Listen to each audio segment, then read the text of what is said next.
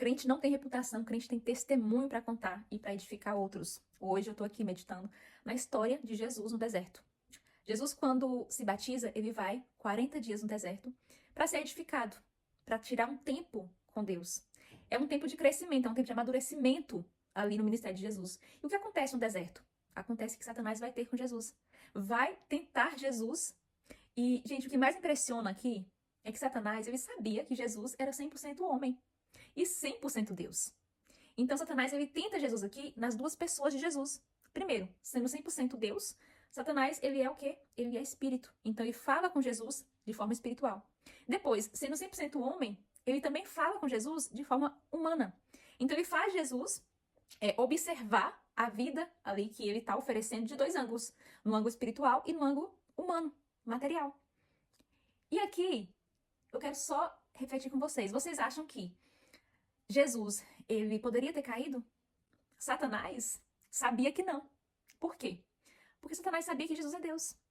E qual que era o objetivo de Satanás? O objetivo de Satanás era fazer Jesus sair do propósito para mostrar para Deus, olha, eu desviei o teu filho. Olha, o teu filho agora está aqui do meu lado. Porque o plano de Satanás, né, quando ele quer ser Deus e ele é expulso por esse motivo, o plano dele é fazer com que os filhos de Deus desobedeçam. Assim como ele foi um ser desobediente, ele quer fazer com que os filhos de Deus sejam homens desobedientes. Para quê? Para provar para Deus que aquela pessoa se desviou. Para envergonhar o nome do Senhor através daquela pessoa. Sabe por quê? Porque quando a gente cai, não é a gente que está ficando envergonhado. A gente caiu, nós somos humanos. Somos pecadores mesmo. É o que nós pensamos, é o que as pessoas pensam. Mas e Deus? E Deus? Deus não é tão suficiente em nossa vida, por que nós caímos? Então essa vergonha, quando nós caímos, quando nós pecamos, não cai sobre nós, cai sobre o próprio Jesus. Cai sobre Deus. E aqui, o que acontece? O que acontece é que muitos homens e mulheres nesse tempo têm caído. E têm envergonhado o nome do Senhor. Têm envergonhado o nome de Deus. Então quando você ouvir que alguém muito grande caiu, você tem que orar por essa pessoa. Quando você ouvir que alguém muito grande se desviou, né, pecou, você tem que orar por essas pessoas. Por quê? Porque essa vergonha não cai sobre elas. Essa vergonha cai sobre Deus. Ah, mas que Deus é esse? Se calhar não é Deus. Se calhar Deus não existe. Ah, mas que Deus é esse? Então, essa vergonha tem caído em cima do Senhor. E esse é o plano, o objetivo de Satanás. Não é fazer algo mirabolante, não é tocar nas fraquezas maiores do ser humano, é nas pequenas. E sabe onde é que Satanás te toca? Nas convicções que você tem dentro do seu coração. E eu falo isso com experiência própria. Quando eu estava no mundo, eu bebia. E sabe o que acontece? Eu sempre rejeitei a bebida. Porque na minha casa, na minha família, a bebida sempre foi alvo de muita tragédia. E quando eu me converti, pela primeira vez, eu odiava a bebida. Eu cheguei a brigar com meu ex-marido algumas vezes por causa da bebida. E quando eu me separei desse meu ex-marido, quando eu me desviei da igreja, eu comecei a beber. E aí eu bebia quase todos os dias. Quando eu voltei pro Senhor, eu falei, não vou mais beber. Se calhar, às vezes, só um vinhozinho. Mas quando Deus falou comigo assim, não vai mais tomar vinho. Eu, Senhor, como assim não mais tomar vinho? E Deus falou comigo, não vai mais tomar vinho.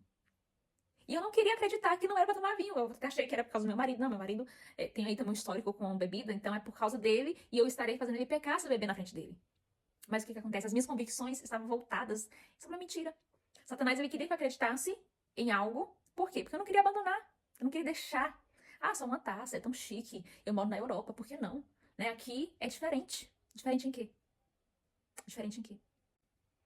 Ah, porque no Brasil o pessoal bebe muito porque é bebedice, não sei o quê, mas na Europa é o quê na Europa? Gente, o demônio que opera no Brasil opera na Europa. Se calhar até coloca uma roupa de frio o demônio daqui. Só muda a temperatura. Mas também é demônio. Então eu achava o quê? Eu achava que eu poderia, né, tomar. Aí um dia eu vou e compro um vinho aqui pra casa. Ah, só um vinho de comida pra cozinhar. E deixo ali. E aí eu vou acostumando com esse vinho dentro da minha casa. Eu vou acostumando com essa coisa, com essa coisinha, daqui a pouco eu não bebi o que tava em casa. Por quê? Porque era de cozinhar, era muito forte. Mas a primeira oportunidade, onde as minhas fraquezas estavam muito maiores, onde a minha vontade de ser humana estava gritando dentro de mim, no meu pós-parto, onde eu queria matar muitas vezes, porque eu tava com hormônios muito alterados, eu me dei, né, ao luxo de ser uma humana. E eu tomei. E eu bebi um vinho. Mas você não sabe o que eu senti depois. Eu me senti suja, eu me senti pecando e eu envergonhei o nome do Senhor. Por quê? Porque as minhas convicções estavam tão grandes sobre não beber vinho. Para mim, aquilo foi um pecado muito forte. E realmente foi. E realmente foi para mim um pecado muito forte.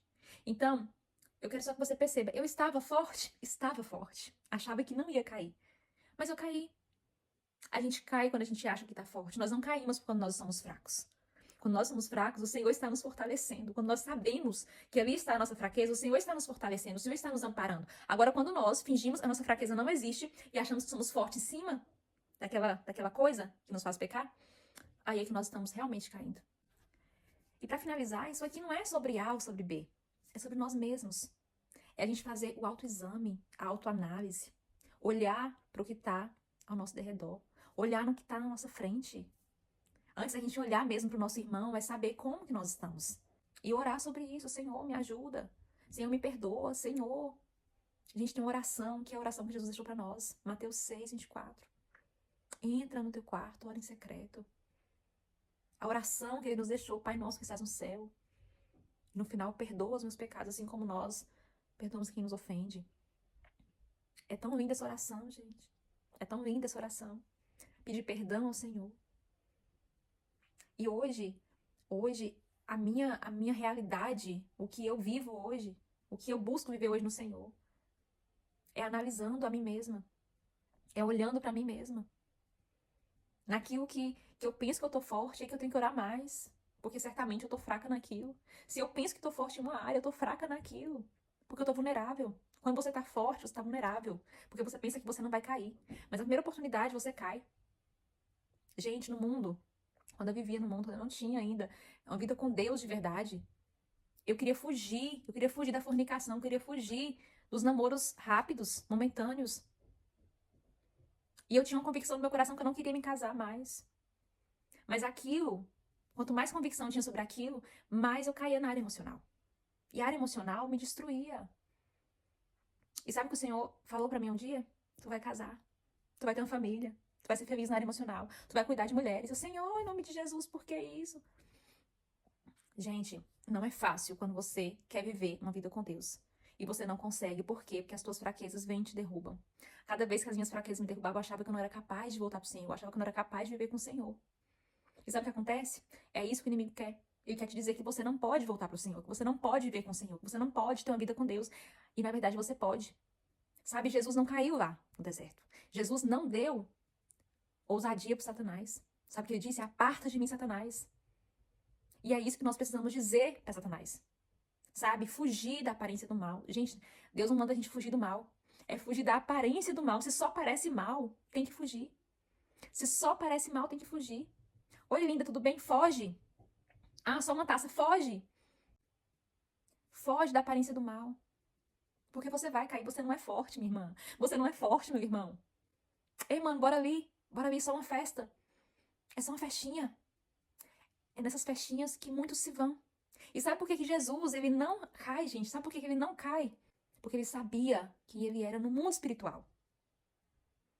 A parte humana dele, que ele era 100% homem também, a parte humana dele poderia ter se desviar. Mas ele sabia quem que ele iria encontrar no mundo espiritual. E muitos de nós só pensamos no material. A gente pensa, vamos numa festa, somos humanos, somos carnais, vamos beber aqui, a gente é humano, a gente é carnal. E no espiritual? Porque se tu morrer hoje, no pecado, é o espiritual que tu vai encontrar do outro lado. É inferno ou é céu que tu vai. Jesus sabia que ele já era rei, ele já era o dono do universo, ele já era o príncipe no mundo espiritual. Para que ele ia se corromper com aquilo que é carnal? Para que ele ia se entregar àquilo que era carnal? Jesus diz, aparta-te de mim, Satanás. E é o que nós precisamos dizer no dia de hoje. Então não olhe para quem está caindo, se fortaleça. E sobre as suas convicções, se você acha que você já é forte, ore para que você não caia. Porque quando você cai em uma convicção, quando você cai em algo que você fala, eu sou isso aqui no Senhor, aí sim, o nome de Deus está sendo envergonhado. Se você hoje cuida de mulheres, Satanás vai brigar no mundo espiritual para que você caia nessa área.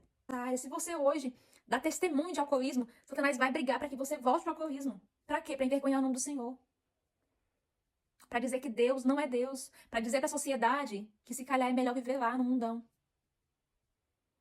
Mas eu vou te dizer, tem céu e tem inferno. E tem destino. Céu e inferno é destino para quem morre. Se você morre com o Senhor, mas se você morre, então que você esteja no Senhor. E Deus te abençoe, abençoe sua casa, sua família, em nome de Jesus.